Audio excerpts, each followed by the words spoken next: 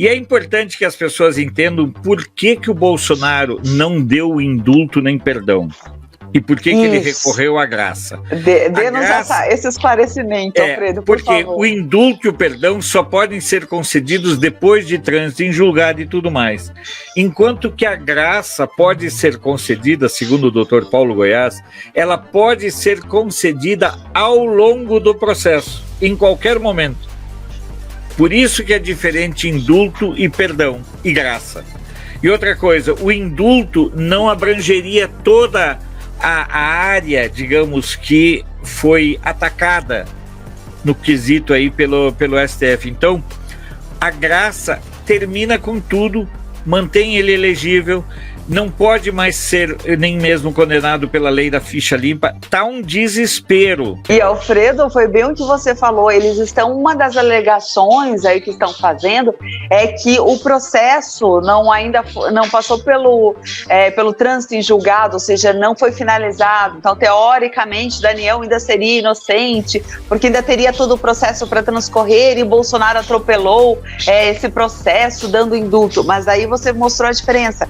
Não é simplesmente um indulto, né? É a graça, né? E a graça pelo que nós observamos, estamos entendendo, e todo mundo está entendendo agora, passo a passo, já que essa foi uma decisão inédita, né? Inédita na nossa história. Nós recém estamos começando a entender. O Alfredo trouxe um esclarecimento que a graça se enquadra em qualquer etapa, em qualquer momento, e principalmente, né, devolve os direitos aí da elegibilidade do Daniel Silveira. Isso que a gente ficou assim também muito feliz. Já ficamos aliviados com essa questão importante de que a pena, né, de quase 10 anos de prisão em regime fechado estava sendo extinta com a decisão do presidente. Agora, tornar ele elegível, garantir, né, que ele concorra livremente aí às eleições, e eu tenho certeza que vai dar tudo certo. Foi extraordinário. Foi extraordinário, porque o STF de fato elegeu Daniel Silveira. Ele vai ser o senador aí do Rio de Janeiro, e é uma grande notícia, e vai ser impressionante, hein, Alfredo, nós em vermos Daniel Silveira no Senado. Pensa que força que isso vai representar. E eu ainda acredito que ele possa se tornar, depois de eleito, ainda o presidente do Senado. Aí acabou, né, Alfredo? O Daniel Silveira, presidente do Senado, eu acho que...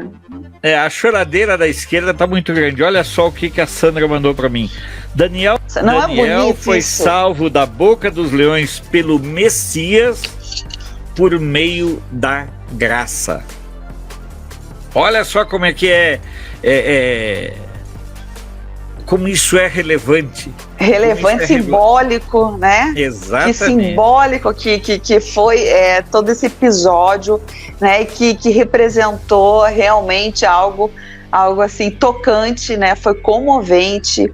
Parece que a questão do indulto, esse indulto individual, se eu não me engano, houve um levantamento aí de que ele aconteceu só lá em 1945 com 2 soldados italianos, que o presidente deu um indulto individual, que foi algo mais próximo ao que nós vimos ontem, né? Algo mais próximo. Então foi realmente, agora, foi excepcional. Agora, essa decisão do presidente, que foi extraordinária, ela só teve que ser tomada porque nosso Congresso, nossos deputados não fizeram a parte deles.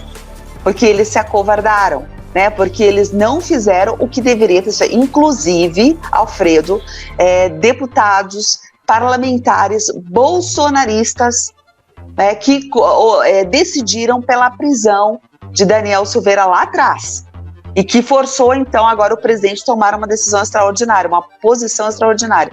Então isso só está sendo feito hoje, né, em função destes deputados federais não terem cumprido com seu papel, né, nessa questão do Daniel Silveira. Então isso a gente não pode esquecer, e eu não me refiro nem aos deputados da esquerda, me refiro a deputados que se dizem bolsonaristas, que se dizem pró-governo, né, e que votaram pela prisão de Daniel Silveira. Então procure no seu estado, na sua região, ali está. de quem votou pela prisão de Daniel Silveira e pense, faça uma reflexão. Os perdões presidenciais são, por desenho institucional, um controle sobre os eventuais excessos e erros de julgamento do Poder Judiciário. Da análise da doutrina constitucional e da jurisprudência, inclusive no direito comparado, emerge que o poder de perdão presidencial é um componente importante das prerrogativas do Executivo, permitindo que o presidente intervenha e conceda indulto em 3 situações genéricas. A primeira, como forma de concessão da misericórdia do governo em casos excepcionais em que o sistema legal falha na entrega de um resultado moral ou politicamente aceitável. A segunda, como forma de proteger os cidadãos contra possível erro judicial ocasionado por condenação injusta ou punição excessiva. E a terceira, no interesse da estabilidade social e política e da coexistência pacífica. O uso do indulto é muito importante destacar como forma de manifestação do poder executivo reservado para os amigos do rei, ou seja, para aqueles que têm uma boa relação política com o poder, desvia-se das justificativas do Instituto e o desvirtua, sem a menor dúvida. No entanto, entendo que esse controle da legitimidade democrática compete essencialmente ao processo político, sem prejuízo, todavia, por óbvio, do controle jurisdicional. A experiência do direito comparado confirma, reforço, a adoção da figura do indulto como uma das prerrogativas do Poder Executivo dentro da moldura democrática constitucional em atenção à doutrina da separação dos poderes. E, nesse sentido, eu cito aqui diversos ordenamentos que o adotam, a começar por Alemanha, Chile, Coreia do Sul, Colômbia, Bélgica, Cuba, Dinamarca, Espanha, Estados Unidos, Holanda, Índia, Luxemburgo, França, México, Noruega, Paraguai, Peru, Portugal, Suécia, Suíça, Uruguai, de forma exemplificativa. Essa questão do indulto, esse ato de clemência constitucional é um ato privativo do presidente da República. Podemos gostar ou não gostar, assim como os parlamentares também não gostam muito quando o Supremo Tribunal Federal declara inconstitucionalidade de emendas, declara inconstitucionalidade de leis ou atos normativos. Função constitucional prevista nesse check and balances para o Supremo.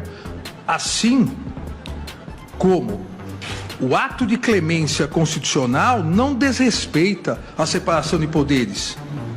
Não é uma ilícita ingerência do Executivo, com devido respeito às posições em contrário, na política criminal que genericamente é estabelecida pelo Legislativo e concretamente aplicada pelo Judiciário. Até porque indulto, seja graça, o perdão presidencial, seja individual, seja o coletivo, não faz parte da política criminal.